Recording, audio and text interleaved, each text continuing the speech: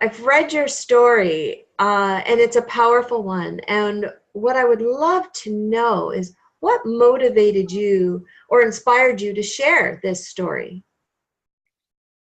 A very bizarre thing happened to me. I've been a professional filmmaker and author and journalist for most of my life.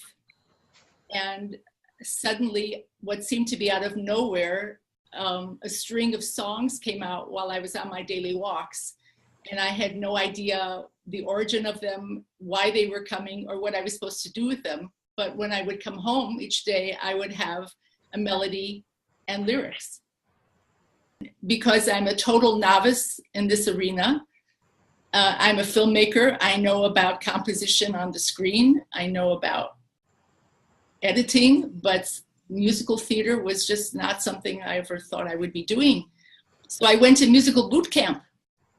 And my teacher said to me, and I told her I had already produced an album. I put together an album of 11 of the songs. I was getting extraordinary feedback from people who heard it. It was about interfaith, about our coexistence together, about celebrating our diversity.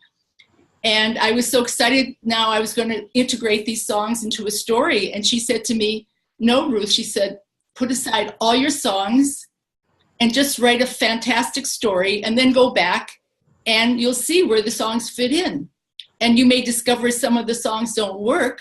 And you may also discover you have to write new songs. And when she said that, my heart dropped. And I thought, what does she mean I'll have to write new songs? Where will I get them from? And I became actually paralyzed in my work.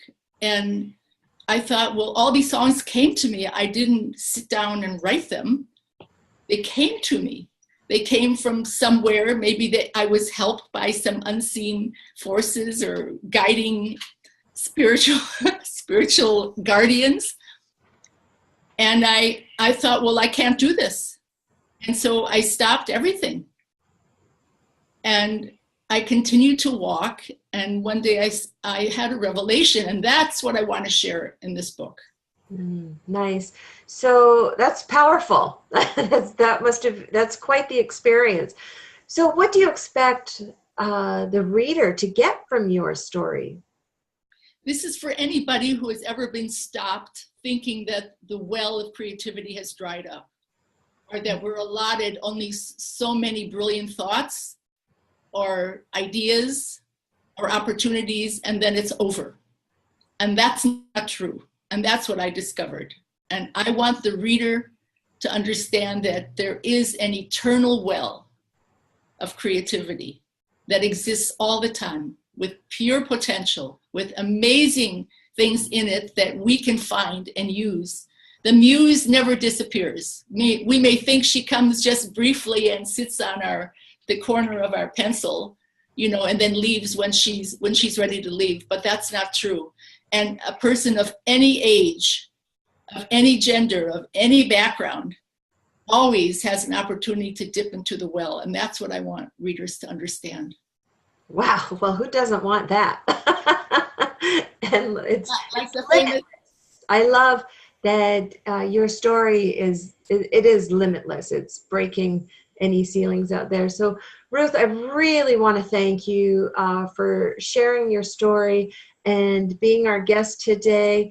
But before we sign off here, is there any words of wisdom that you'd like to leave our listeners today? Joy and creativity have no age. Wow, that should be a headline on a billboard. Wonderful. Joy and creativity have no age. So be creative and be joyous.